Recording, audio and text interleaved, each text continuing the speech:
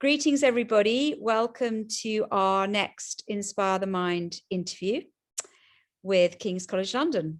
And I'm really happy to be chatting today to Jonny Benjamin. So I met Jonny, I think, well, we can check, can't we, Jonny? But I think it was about 4 or 5 years ago. Yeah. And yeah, I heard Jonny speak and I was really inspired by his story. And I've been keeping an eye on Jonny ever since. And he just goes from strength to strength, doing more and more exciting things in the mental health world. So welcome, Jonny. Thank you. Thank you for that. That's very kind. Thank you. Thank you. Not at all. So Jonny, you're a mental health advocate, you're a writer, you founded a charity.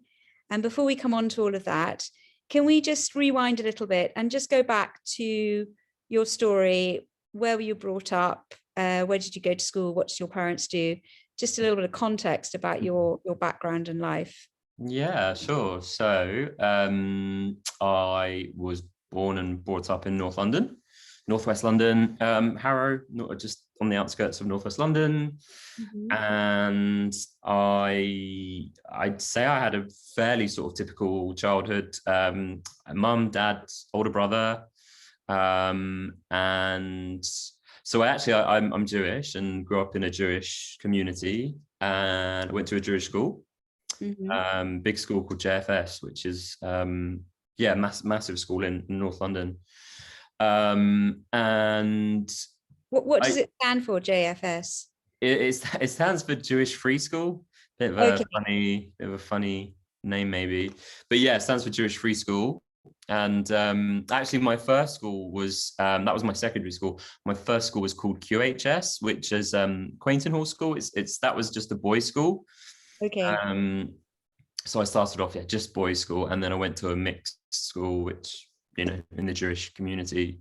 And was your faith always important to you as you were growing up? And I know it's something that's still important to you now. I know you've guest edited the Jewish Chronicle and things. Yeah, it was important to me growing up for sure. I was very influenced by my faith. Interestingly, it sort of became part of my, big part of my mental health journey. I had this thing as a kid that I don't know, I felt I had some sort of connection to God. Even from an early age, I felt there was something there. It's hard to put into words. I just felt, I felt very spiritual from a young age. I went to synagogue every weekend and Sunday school, and, I was pretty influenced, I'd say, particularly by Sunday school and the things that we were being taught, I'd say. Yeah. Okay, great. And I'm in that, maybe when we come on a little bit more to your mental health story, I'd be interested in was that faith something that sort of sustained you and got you through, but maybe we'll come on to that. Okay, so you're at school in North London, and you're at the Jewish school, and at this stage your health is good, your mental health is fine. When did you start thinking, hang on a sec, that's the doorbell, so I'm going to keep talking? We're very relaxed on Inspire the Mind. I know what it is. It's my son coming back from school, and it means he hasn't found the key. But yeah, keep talking, Jonny. So yes, when did you first think that perhaps there was something on? Well, yeah, so actually my parents took me to a psychologist when I was 5. My parents, they saw a change in my behavior around 3-4 when I was 3-4 years old. I don't know, I was having what we call night terrors, these really vivid nightmares that came to life, and it's just really disrupted my sleep. And I don't know, my behavior, I was becoming quite anxious and isolated. I had some violent tendencies, I'd say, as a kid. What, this is like at 5, 6, 7? Young, yeah. Gosh. And I remember, I saw this psychologist in Northwick Park, the Northwick Park Hospital in Harrow for some time. don't remember like too much of the sessions with the psychologist, but I remember bits of it. But it was more than a kind of, I mean, lots of children have nightmares, but it was a bit more than that, was it? Yeah, it was really vivid, really like vivid, quite violent dreams. And so it stopped me sleeping properly. I would only sleep. Someone would be violent to you, or you would be violent to someone? No, someone would be sort of violent to me. It actually, when I look back, it stemmed from Roald Dahl's The BFG. Yeah, I know. Yeah, I mean, the big friendly giant. So there was a film in the 80s, animated version of the BFG. And basically I saw that as a kid, and that film just, I don't know, like after I saw that film, I started to have these, kind of hallucinations about the BFG coming to attack me. And that put me on, I didn't want to sleep at night because I was so scared of, the BFG. Yeah, that's really interesting about the strength of visual images, because I remember my daughter going to the musical Wicked, and she was about 9 or 10. It was something about seeing it on stage, not rather than just reading the book, that really triggered a lot of anxiety in her. So powerful, isn't it? So powerful. Yeah. And tell me more, did the psychologist help when you sort of were chatting to them, or? I think so. I remember being, I was really young, and the psychologist was, let's say, a lot older. So I think I just remember finding it quite tricky at first with the psych. I just felt very, I don't know, I found it difficult. I remember at first, interacting with the psychologist. And it was all very clinical, and I didn't understand obviously what was going on really. And I was with my parents in the room whenever I saw the psychologist, but quite sort of bewildering. Yeah, a little bit, I think. And remember, this was the early 90s, and we didn't talk about mental health. So I just didn't understand any of it, to be honest. Sure, but fantastic in a way that your parents realized you needed help, because that was quite on the money quite early on. Yeah, it's true. Well, I mean, it was my doctor that referred me to the psychologist. So well, definitely, with the sleep was really, it was impacting them because it was impacting me. Okay, and so you were exhausted at school and finding it hard to concentrate. And well, and also I wouldn't sleep on my own. I'd have to sleep with one of my parents, so it was exhausting for them as well. Okay. I wouldn't sleep in my own, or I'd have to sleep with the light on. It was affecting them as much as it was. Okay, I'm really struck, because I remember I knew it had started quite early for you, but I hadn't realized it was quite as young as that. So did it just sort of systematically get more and more frightening and more worrying, or what was the sort of ups and downs, or how did the sort of kind of mental health what turned out to be a diagnosis, how did it proceed, as it were? See, I think, eventually, my sleep eventually with the psychologist got better. And so for a few years I think I was doing okay in school. I think transitioning to this big Jewish school was hard. I went from a really small primary school, just a boys' school, very small, to this really big Jewish secondary school, and I found that hard. I found that really hard. And then I'd say that things started to show up in my teens, I'd say, in terms of my mental health issues. Sort of 14, 15. Yeah. For me, I started to notice changes in moods. Right. Particularly low mood, like really low moods. Okay. But again, I didn't understand it. I just didn't feel, it just didn't feel right. Feeling so low all the time. Just yeah. And so we're in the 90s, and I know that you subsequently gone on to do so much work in schools and raising awareness. But did your school give you any support, or it was just that there was nothing available? Mental health was a taboo, you know, in the Jewish community, in the Jewish schools. It was a taboo. It was such a taboo, and not just mental health, but sexuality. And so, you know, for me, you know, I was starting to realize that I was struggling with my sexuality, which I think really links into my mental health issues. Mm-hmm. So, and yeah, and again, you know, that was a taboo as well within my school, within the Jewish community. So things started to get on top of me, you know, as my teens went on. And on that idea, I'm really interested in sort of stigma, because again, I know that's something you've done a huge amount of work on, and something that I've sort of tried to do something with as well. But I remember thinking that in my own experience, that it isn't just that it's taboo with people around you, it's sort of taboo inside you.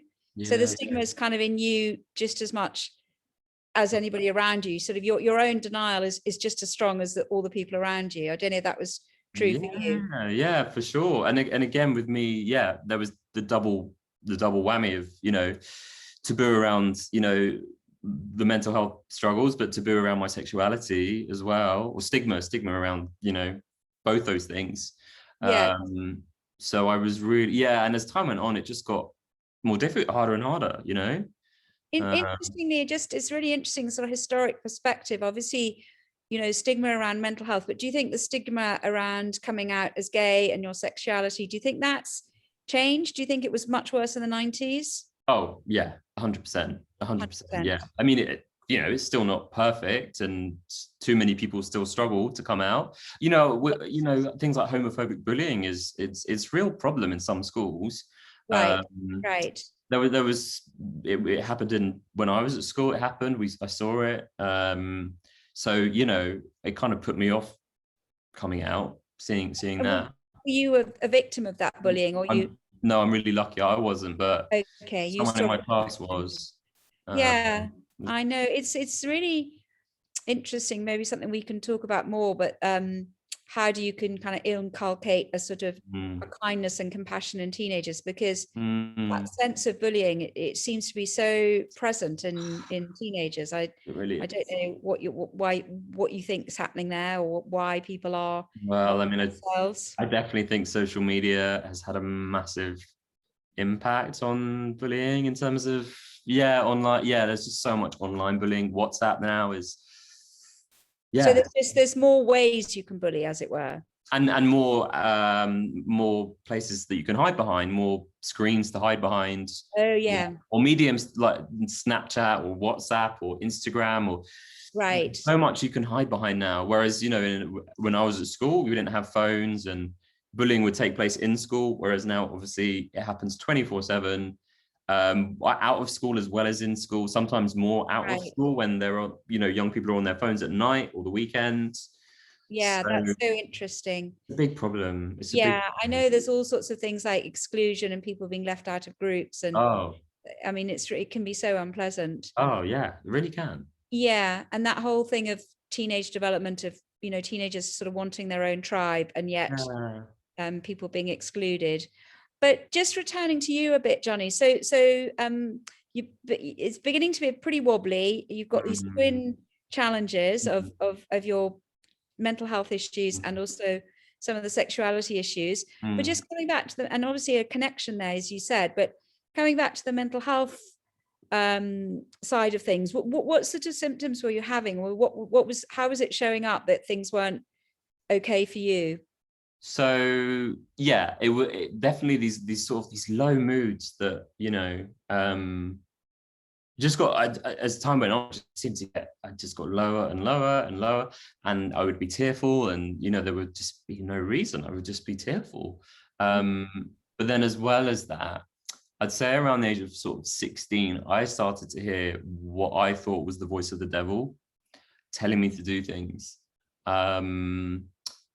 And that was horrible. That was really hard. That was really hard. Yeah. Hearing this voice that was come at any time, or at night, or in the day? Any time, and I would have to do things, but particularly at night, interestingly, particularly at night. But I would have to, it just started small, like, tap this 3 times, tap something 3 times. But then it would become like bigger as time went on. Like I'd have to say certain words, or else something bad would happen. I would be punished, or someone that I loved would be punished. So it became, again, it became more and more distressing as time went on. And I really thought as well that, this was the devil, and I was obviously, a bad Jew, a bad person, which again sort of impacted my mental health. Poor Jonny. I mean, it must have been so horrible. It must have been really hard. And who were you able to turn to? Were you able to talk to your parents or any teachers? No, only my best friend. Because I was really embarrassed, particularly about, well, all of it, to be honest. But see, the thing was, I told my best friend about this voice, and they laughed, and I felt stupid after that. But my best friend eventually pushed me to see the doctor, to go to my doctor when I was 17, my GP, which I'm really glad that they did, because I needed at that point to see someone professional. And my doctor was really good, I have to say. Yeah. My doctor referred me to CAMS, for the Child and Adolescent Mental Health Service. And I was assessed by a psychiatrist, but there was a long waiting list, for therapy, for help. And I gave up waiting, and I don't know, I got this idea in my head that I was eventually going to go to university, and that would solve all my issues. I really thought, moving to a different place, and I thought I could start again almost. Yeah, I understand that. I think a lot of young people will have that of like, oh, university's gonna like. Yeah, like my life's on hold. It's pretty crap, but once I get out of school, it's all going to be different. And I think that's really hard, because those sort of expectations are not being met, and people then find that things are still pretty tricky. Did you actually start at university? Yeah, I did. I went to Manchester. I moved from London to Manchester, and I started uni. And what were you reading? So I was actually reading drama. Okay. Drama was my escape. Theatre was my escape. You could be someone else. Yeah, exactly. I could be another character and escape, So I threw everything into my work, into my course. I threw everything into it. Because things got harder when I got to university, for sure. Things got more challenging. Okay, because you were sort of lonely, or you didn't have friends, or not much support? Well, I think, like my sexuality, like that was coming up more and more, because, I was at university now, and, but I still was, struggling with that. But I don't know what it was. University, I think also I could, I wasn't with my parents. I could hide things more. So I started to self-harm when I was in my first year of uni. And I could hide that so easily from people, where if I'd have been at home with my parents, I could have hid it. But it just, I don't know. I started to misuse alcohol. And again, I could, because it was, everyone was drinking. So I could sort of hide that. Whereas if I'd have been at home, I think it would have been more difficult. So no one was sort of keeping an eye on you as such. So no, I mean, people started to notice, a couple of friends that wasn't I had behavior. I had marks, and I had the self-harm became quite that was cutting yourself. But also when I was drunk, I would maybe hit myself quite a bit, and so people would see marks, but I was so good at masking it, so good at throwing people off the scent, just so good. And what was, when you were self-harming, just so people can understand, what is the motivation, or what's going on in your head when that happens? Well, the for me, the first time was I wanted to really wanted to hurt myself physically. I was in so much sort of mental pain, and I was so angry at myself. I wanted to take that anger out. I couldn't take it out on someone else. I'm not that sort of person that, and so, you know, it just, I don't know, it just was so well, it was just so easy to just take it out on myself, just get a pair of scissors and start, you know, cutting, and yeah, I could take it out on myself, and it didn't feel good, but it felt a release almost. It might, that might sound strange, but it felt there's some sort of like release almost. So, you know, there was physical pain now as well as mental pain, and because that's really interesting, because I think I never had that, but when I had my serious depression, I felt really ill as well. I felt really physically ill as well as psychologically ill. You know, partly like not sleeping, and I had like awful stomach, and it seemed to manifest in a really physical way. But presumably you had some of that as well. Oh yeah, things like, well, also actually at that time I was going to my student doctor, and we tried antidepressants, a few different types of antidepressants actually. So, and that was affecting like the side effects, like my stomach, like starting to affect me physically. Both the illness with medication as well. It gets quite tricky. I remember it's like you're on the medication and you don't really know, oh, is it the medication that's making me like this, or is it the depression that's making me like it? All gets kind of in a great big sort of fog together. I mean, that was my experience. Yeah, for sure. 100%. Yeah. And Jonny, so at this stage, were you 19, you're 20? 19, 20, yeah, I was, yeah. I made it through my second year of uni, and then I went into my third year. And when I went into my third year, I had a real dip. When I began my third year. I just became, I'd say, really unwell at that point.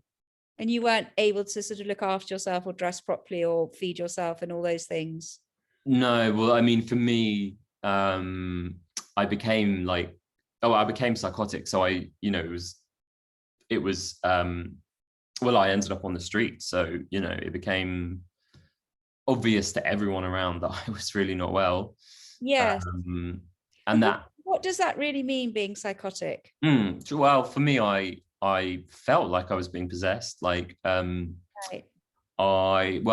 felt like there was another sort of entity in my body, and I couldn't control what I was doing and saying, and I was saying things that wasn't me as Jonny, do you know what I mean? It was like someone was controlling what was coming out my mouth, and I was obviously clearly unwell, you know. And then you really got to the point that you just didn't want to go on. No, well, from that point, when I was psychotic, I was admitted to psychiatric hospital. I was given this diagnosis at that point of schizoaffective disorder. Yeah. At that point, and I was really unwell. I was put into suicide ward in the hospital, and it was at that point that I gave up. You know, I just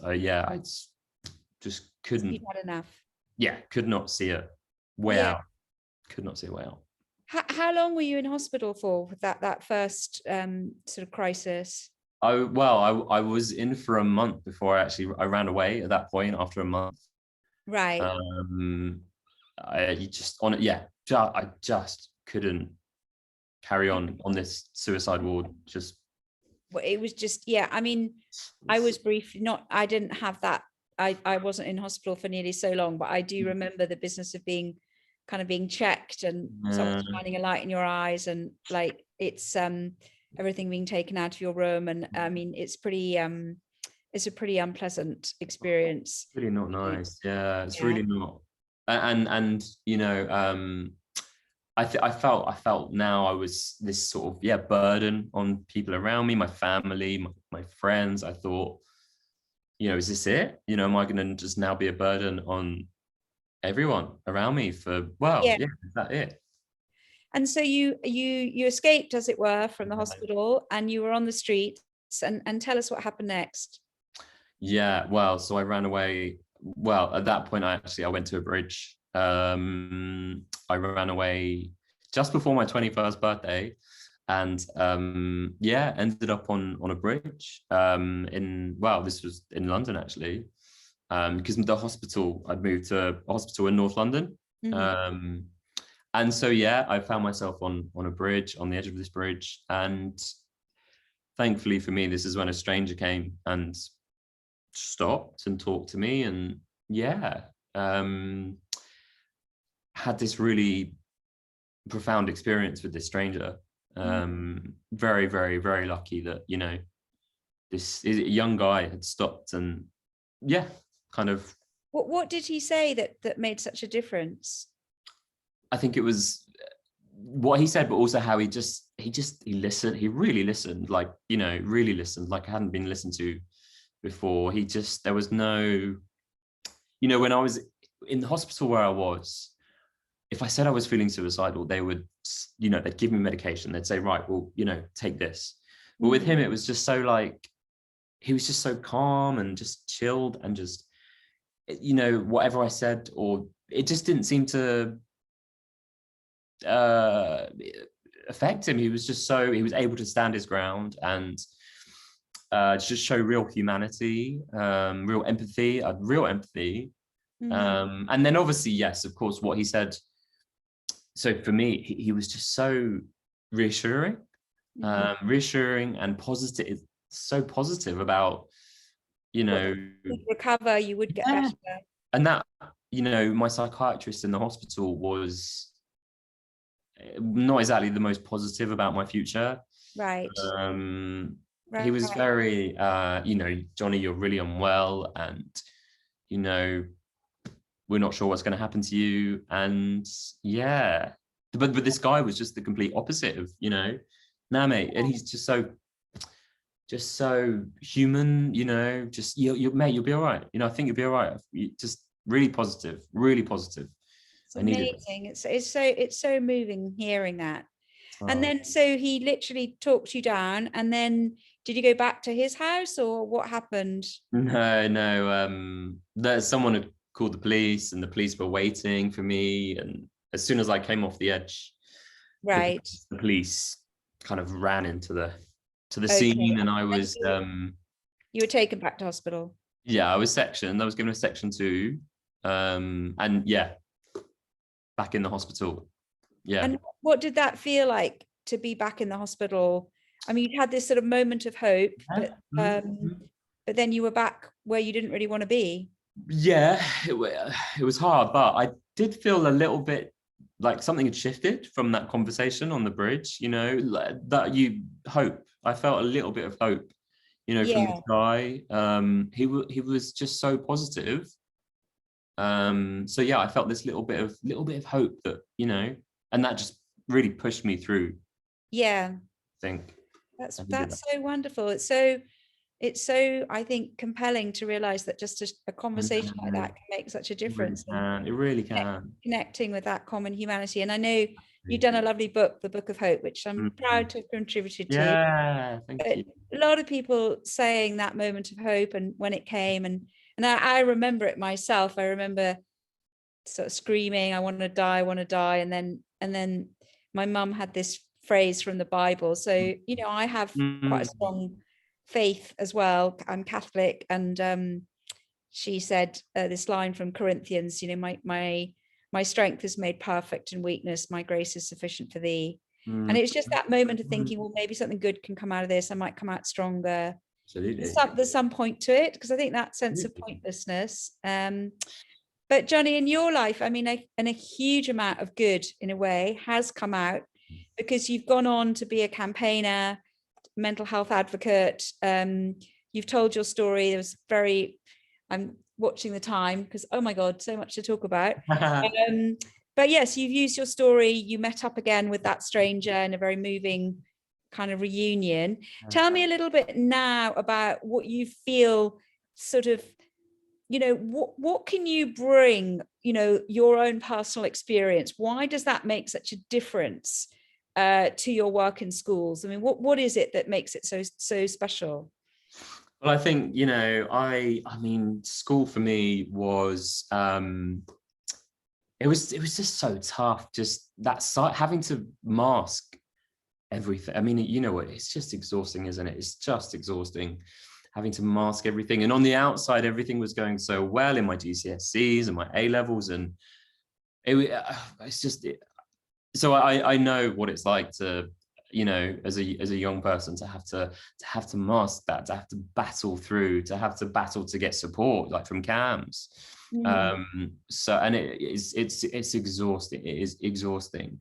And I know the difference that, you know, something like what we call early intervention can make, you know, when we get young people help straight away or soon after they become unwell, it makes such a difference. So that's why, you know, I do the work that I do in schools, and I set up this youth mental health charity, you know, to try and get that help and support to young people quickly, rather than the waiting that so often happens. So I'm sure you sort of know the figures better than me, but is it true? I think it's about half of mental health issues present already, and is it around aged sort of in the teenage years that before 14, 50%, and then 3/4 present before the age of 25.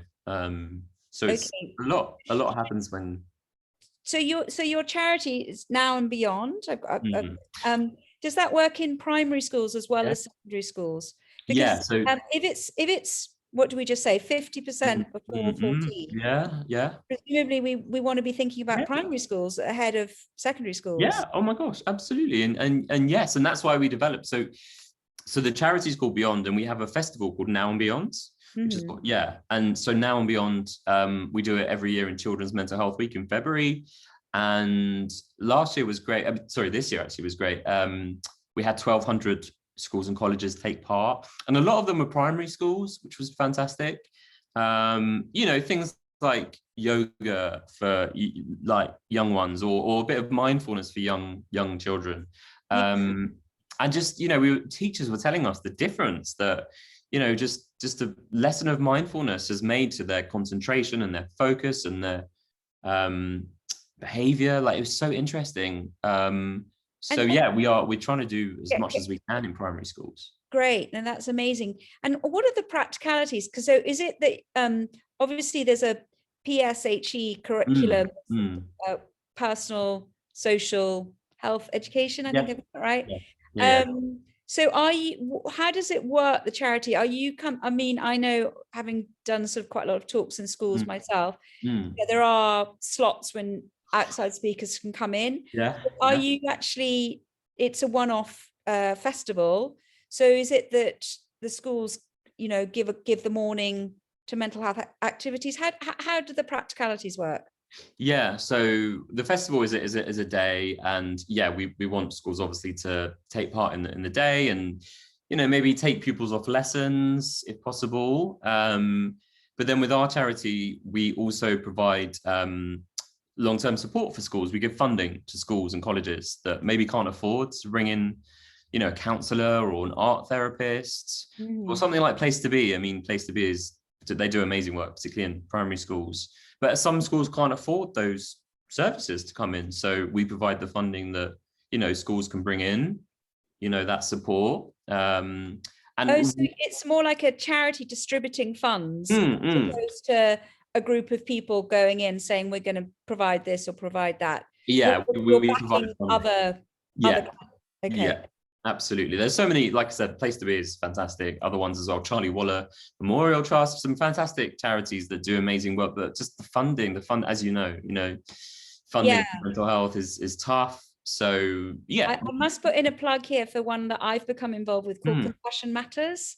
Okay, come across them. So they're they're sort of loosely linked to the Dalai Lama. And I know you and I have chatted before about some of the kind of, you know, developing a more self-compassionate voice. And, you know, they're also working in schools. I think they've gone into about 600 or so. Amazing. Yeah, so I must, anyway, we can, afterwards. But yes, as you say, one of the issues is funding, and but they're coming up with kind of lesson plans and stuff like that, which and also one of the things they're looking at, and I don't know if this resonates with you, is kind of helping people with values, sort of kindness, integrity, courage, which isn't really sort of on the curriculum, but is obviously really important for people's mental health. Especially, again, you know, the time that we're living in with social media, you know, young people's self-worth is I see it, it's a challenge, you know, because young people are constantly comparing themselves to all their peers on Snapchat, on TikTok, on, you know, whatever platform it is. And so, yeah, I'm seeing, lots of young people really struggling with their self-worth at the moment because of all these different social media platforms. Don't get me wrong. I mean, social media, you know, it has its positives, don't get me wrong, but I don't know. I do worry about the negative impact it's having on young people. Yeah. What do you think the answer is to sort of that idea of self-worth? Because I don't know if you know the work of Kristin Neff. Yeah, I love Kristin Neff. Yeah. So sort of she's a academic at Texas University, and I really recommend her work.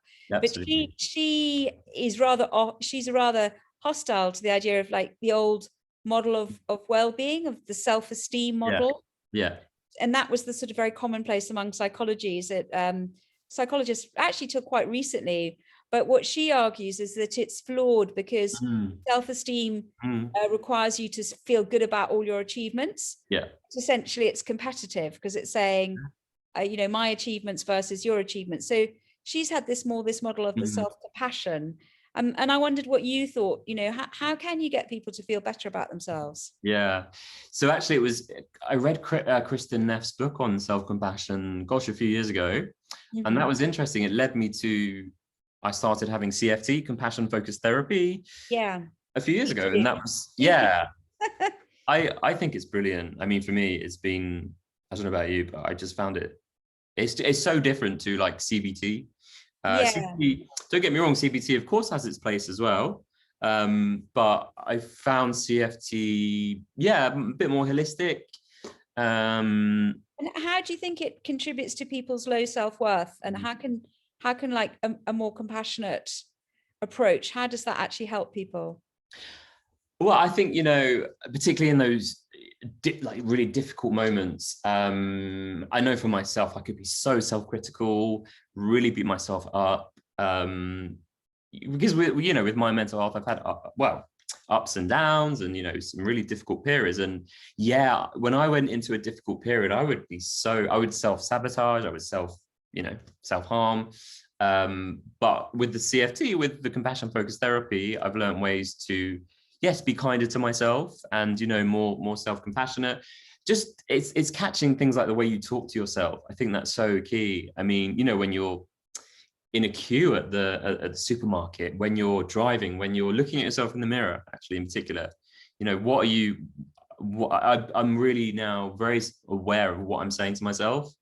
And do really you very deliberately try and tell yourself a different story, or how does it work in a very practical way? Yeah, I do. You know, instead of looking in the mirror and saying, you know, oh, I don't like this part of myself, I don't like that part of myself, I look, you know, really reframing that. And I think you look great, by the way. I mean, no, things like you know, saying much kinder things to myself, noting down what I'm really grateful for about myself. I keep a gratitude log every evening of, you know, things that I'm, you know, grateful for about the day, but also about myself. Because I think, that self-talk, I mean, we don't talk about it enough, that self-talk, that relationship we have with ourselves is so key, it's so critical to good mental health. Yeah, I mean, I've said this on our Inspire the Mind before, but I feel that there's something very, oh, that's my phone. Hang on a sec. Get rid of that. Hang on. Yeah, I remember it's a real light bulb when someone said to me, your main relationship is with yourself. I know. You spend far more time with yourself than anybody else. And it's almost like being selfish has got quite a bad rap. Yeah. But Yeah. actually, if you reframe that and think that, you know, if you improve that relationship with yourself, you're much more available and able to be alongside others. So But no it's one not. tells you that. No one tells you that growing up, you know. Growing Yeah. up, you know, I've been thinking to myself, you know, when we're growing up, you know, we you know, young kids, they watch things like Sleeping Beauty and Cinderella, and you know, it's always about the, you know, women in particular being rescued by these men. You know, these vulnerable poor women having to be rescued by these, and it has to be someone else that rescues them, and they can't.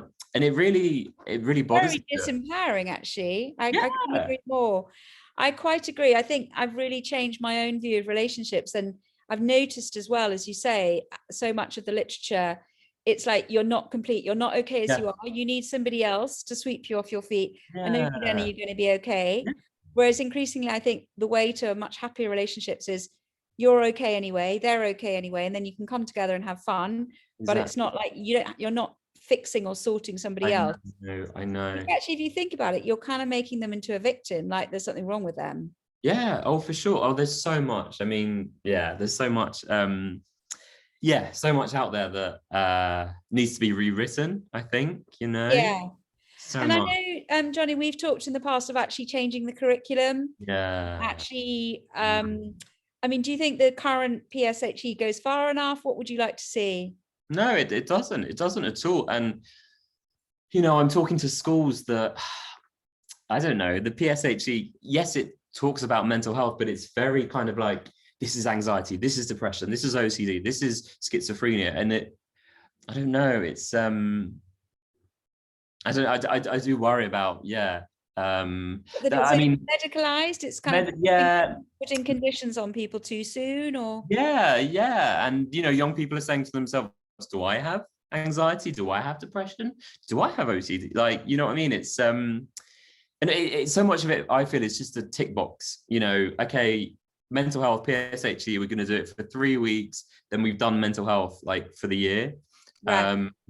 And we both know, you know, that whole tick box culture, you know, oh, mental health, we've done a talk, great, tick. It doesn't work like that, you know, it just doesn't work like that. Right. So I do think, yeah, we've such a long way to go. And it needs to come from the top, from, you know, Department of Education. And I know they are, you know, I've spoken to DOV, and, you know, they are passionate about mental health and well-being, but it doesn't go far enough, you know. It needs to be a priority. It has to be a priority. So it's a really thorny topic, and I'm not even sure myself where I feel sort of the safety is on this. But on the one hand, we've obviously got a big issue, and we haven't really talked about teenage girls. I'd like to get your thoughts on that in a minute.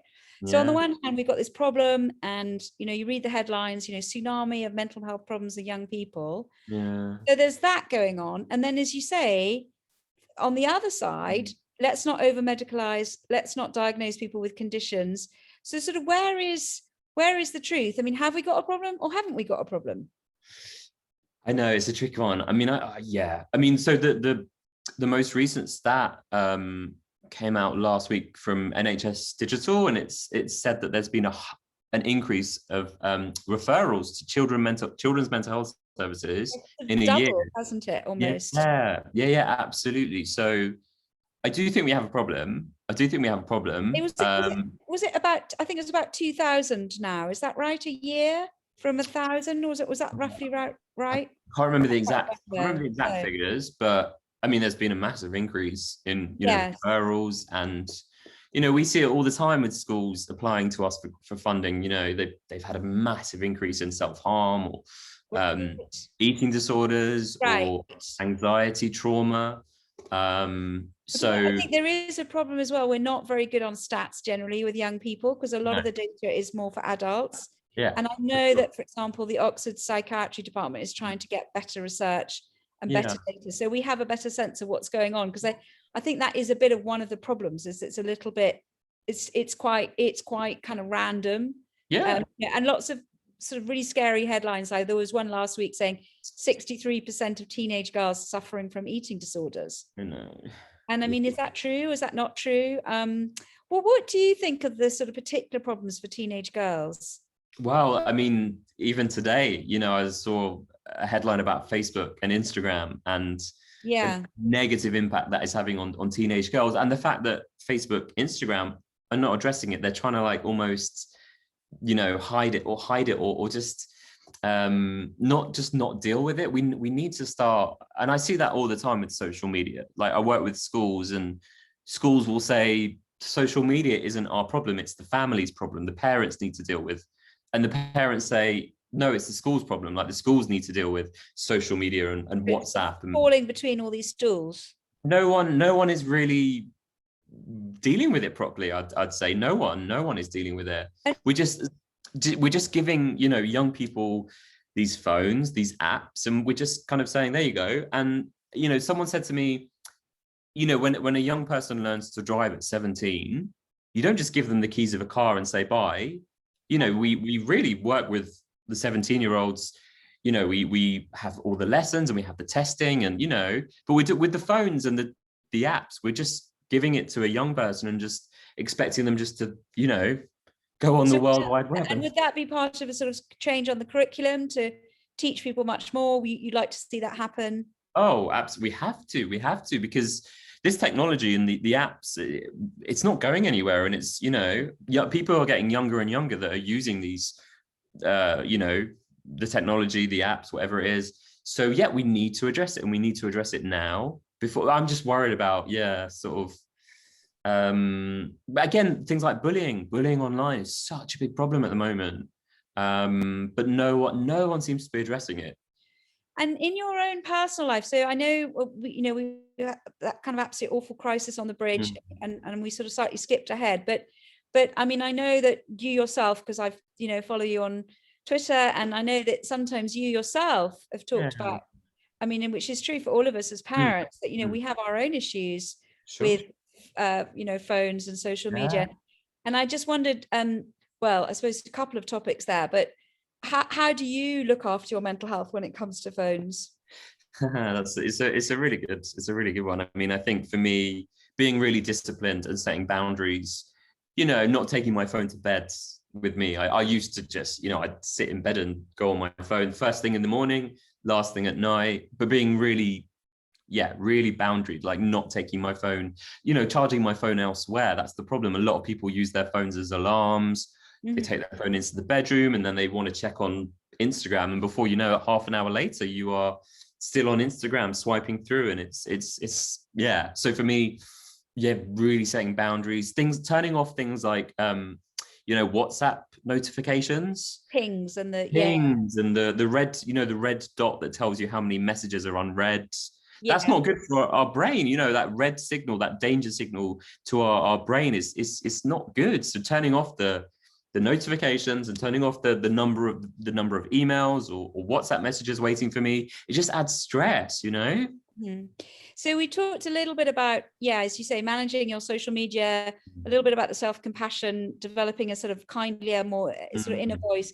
So I mean, do you feel you now got enough tools to manage your own mental health, or is it still like, I know every now and again I often, you know, sometimes you say you've not been well and you've had to go back into hospital, so you know, it does seem like quite an ongoing. It's not like all your problems have gone away, you know, your mental health issues have completely gone away. No, for sure. I mean, but the thing is, now I talk. That's the big difference now, is that I talk and I put my hands up and I say I'm struggling, whereas before, you know, I'd try and just push it away and I wouldn't be honest with people around me. But yeah, things are, I still struggle.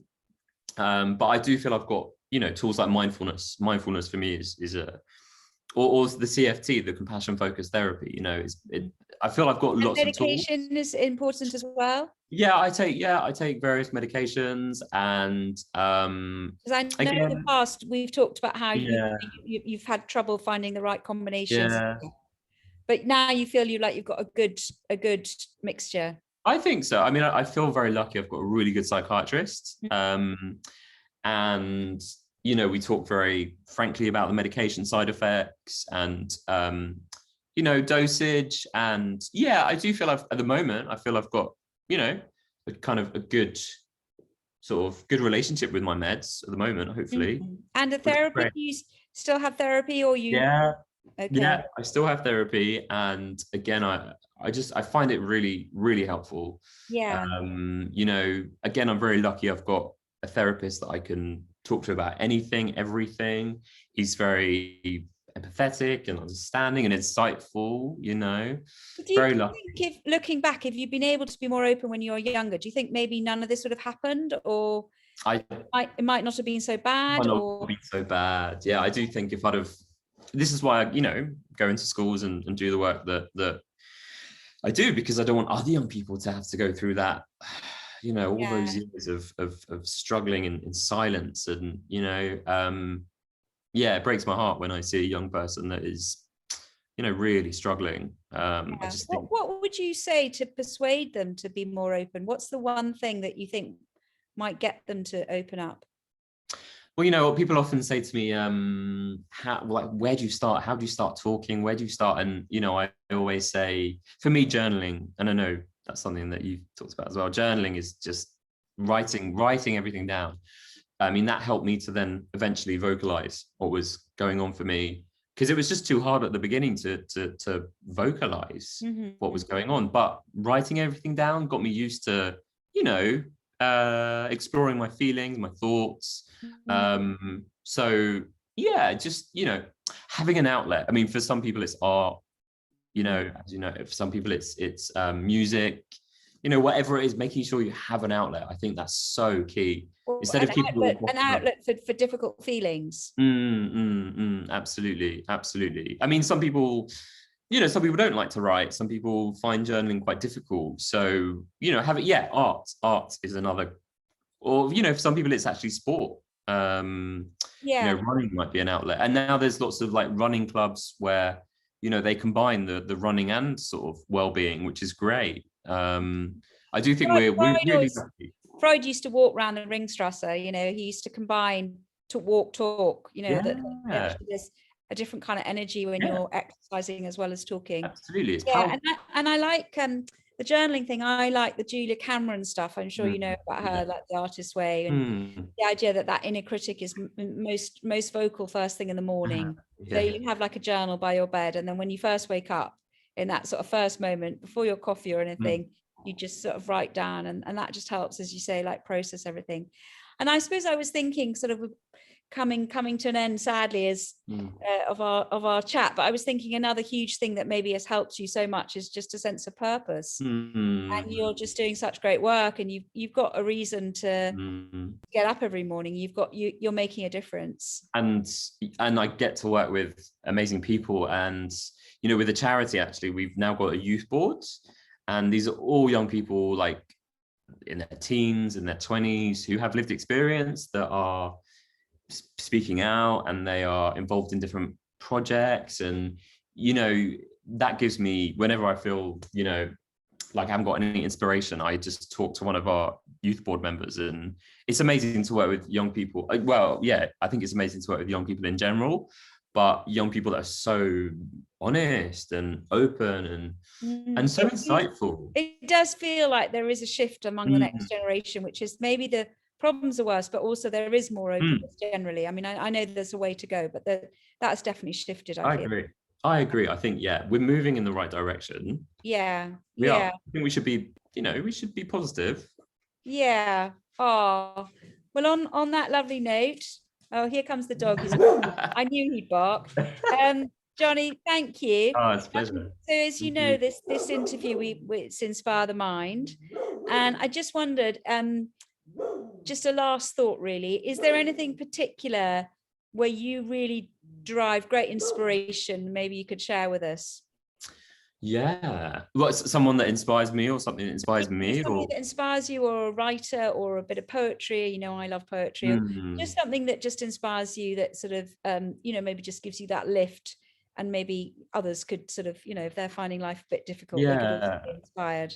Well, definitely, I think I find nature now more inspiring than I have done before. Interestingly, I don't know, maybe mindfulness has helped me to connect more with nature, but particularly I think as we move into like autumn, the autumn sort of season, I love this time of year, the colors, the way the colors change on the trees. And, you know, I would recommend everyone to just get out there and, you know, honestly go for a walk in like the countryside and just spend a few hours and just, you know, see what it does for you. For me, I always, I don't know, I just feel reinvigorated whenever because I live in London, I think. And when I finally get out of London could be quite chaotic and hectic and not good for the soul for me.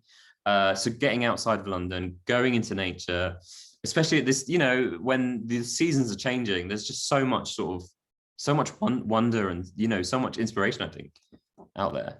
Well, listen, that is lovely and truly inspiring. Not just that last thought, but so much of what you said. So, Jonny, thank you very much. Jonny Benjamin, mental health advocate, campaigner, writer. I know you're on social media, Jonny, and you can find your books. I never say, well, we're not going to say Amazon, but on independent bookstores, Lovely Book of Hope, and your own memoir, which is a fabulous read. So thank you very much. Thank you. Thank you. Thank you. And we will be back. And the next person that I'm going to be lucky enough to interview is a fantastic therapist, and she's called Christian Gaiji, and I will be chatting to her for our next Inspire the Mind interview. So thank you all very much. My thanks again to Jonny, and I hope you've enjoyed Inspire the Mind. Many thanks.